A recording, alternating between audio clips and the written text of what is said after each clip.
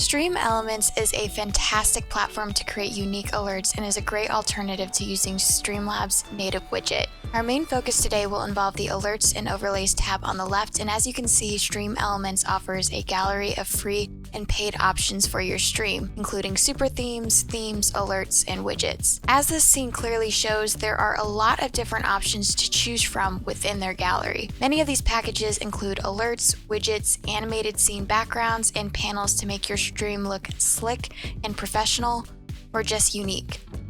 You'll see the options change frequently throughout the year depending on the time of year or upcoming holiday, so if any of these tabs interest you, be sure to check back occasionally. But today we want to know how to create alerts from scratch and incorporate them into our current stream setup. So I'm going to hop over to Streamlabs and show you some alerts that I have added in StreamElements. Oh look, it's me. Hi me. Oh, and follow me on Twitch at JustPGStreaming. So let me open up my current overlay. I know it looks like I have a lot going on my dashboard, but this is the main overlay that I use for my stream. All right, let's get that out of the way. And unfortunately, I forgot to mute the sound on StreamElements, so you will hear double the audio since the alert is actually previewing on both my Streamlabs preview window and on StreamElements. But don't worry, you can fix this by hitting the mute button in StreamElements. Just look at me, recording a video that has audio without my headphones in. What an idiot. But hey, I'm too lazy to re-record this, so here we go. Okay, let's jump back over to StreamElements and create a blank overlay. Since I try to output at 1080p, that is the resolution I am choosing. If you stream or record in 720, you may want to change your res to that. Next, we are going to add a widget, and the first one is just going to be a simple static image. Now here's our first pro tip provided by Harris Heller from Alpha Gaming. Whenever you start a new overlay for your stream, take a screenshot of your background that you'll use with the overlay so you know where your alerts are compared to your scene design. I'm going to add a screenshot I previously took.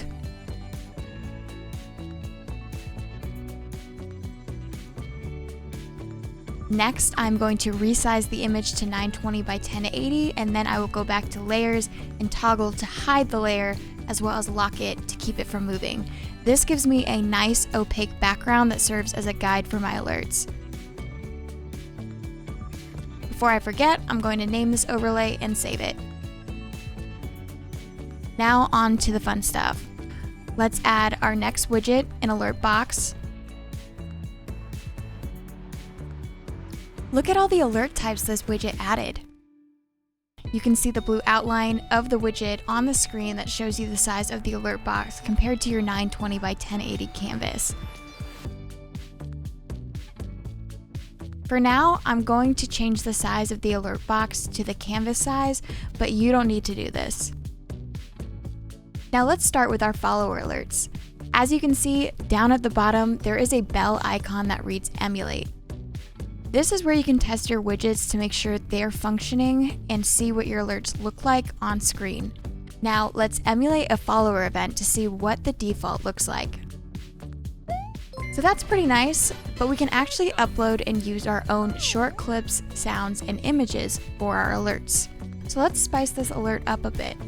We can do this by selecting Change Video, where you can upload your own video files.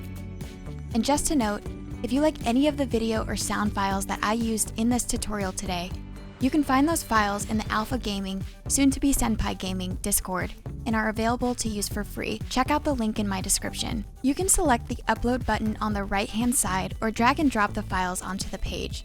For this tutorial, I will be using files that I've already uploaded. So I have changed my video for this alert, and now I want to change the sound. You can follow the same steps as changing the video by selecting Upload Sound, and uploading a new sound file or selecting a file you previously uploaded. After you selected your files, you can emulate the alert by selecting Emulate and Follower Event to see what this alert will look like on stream. Now, let's take a look at subscriber alerts, as these get a bit more complicated. You will see that when you emulate a subscriber event, you have different options on what kind of event you would like to emulate, from one subscriber to a gifted sub to a community gift and even a custom event. So let's go ahead and change our main alert, which is triggered when a person subscribes to the channel for the first time. So I'm going to add Pikachu and the Pikachu sound to go with it.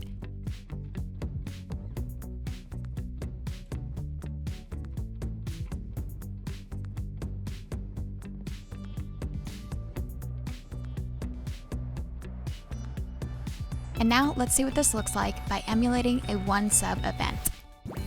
Now for the complex part. Subscriptions often fall under different definitions or variations depending on the criteria of the sub. The variations for this alert are the resubscriber, subscriber gift, and community gifts. You can leave the default criteria as is, but I would suggest making updates to the variations here. Have you ever watched a stream where someone gifts multiple subs and the subscriber alert plays over and over, calling out each individual new subscriber? This is something that I experienced when I left the criteria as a default. And how I fixed this was changing the subscriber gift and the community gifts settings. To do this, select the setting icon next to subscriber gift.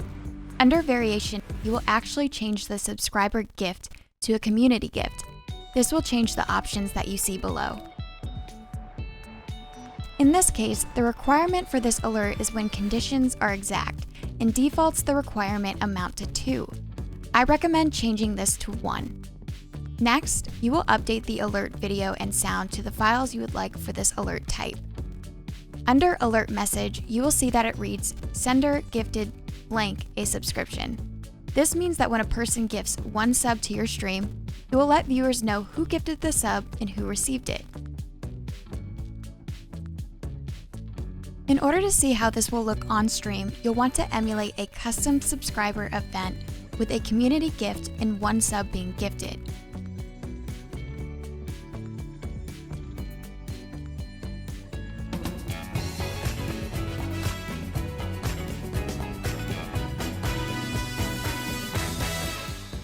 Next, we will open the settings under Community Gifts. Here I'm going to go ahead and choose a video and audio file I want for this alert variation. Next, we will check the parameters and change the requirement amount to at least 2. This means that the alert will not be triggered unless someone gifts more than one sub to a stream.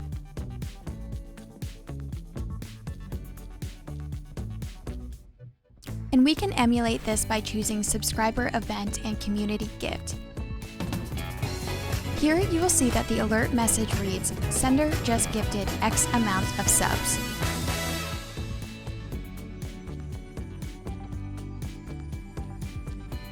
For the resubscriber, you likely can leave the parameters alone and just update the sound and video file you would like for this alert type.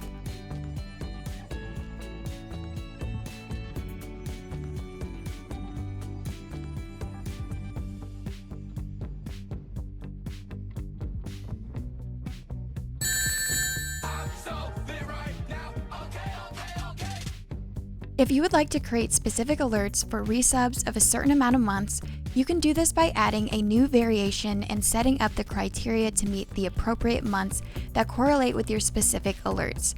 You can also do this with community gifts. Just make sure that the criteria does not overlap, as StreamElements will choose a random alert if more than one variation matches the criteria. Additionally, you can toggle these variation settings on and off to meet your specific needs. Lastly, I will open up my overlay to show you a few other tips.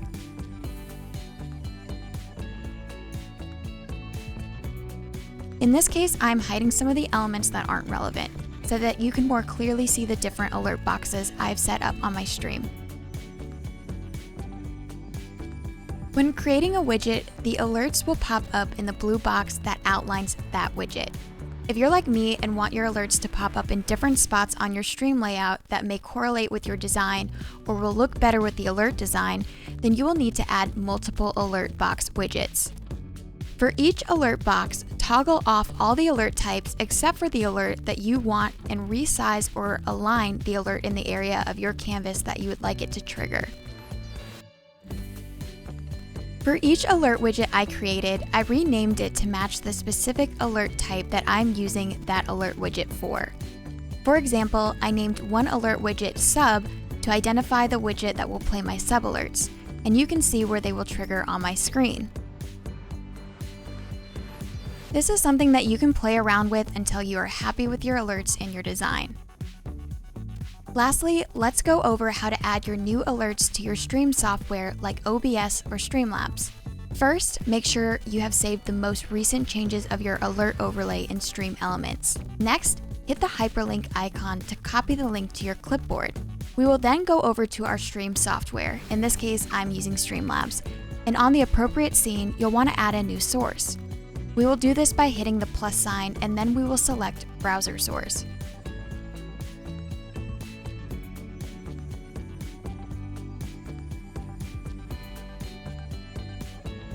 You will want to name your new source something that will help you identify the source as your alerts or StreamElements overlay.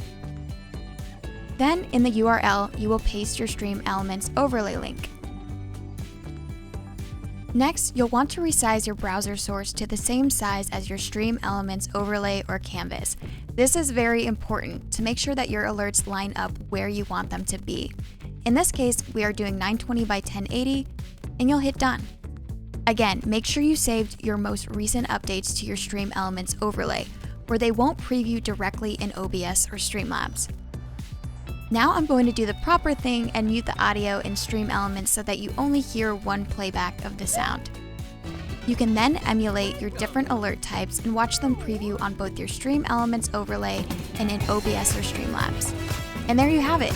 You now know how to create awesome custom alerts in StreamElements. Thank you for watching this video. As I mentioned before, I stream on Twitch every Monday, Tuesday, and Thursday. Link in the description below. And as always, if you liked this video, please hit the like button, and if you'd like to see more, subscribe to my channel. This really helps me out. And if you have any questions regarding this process, comment your questions below.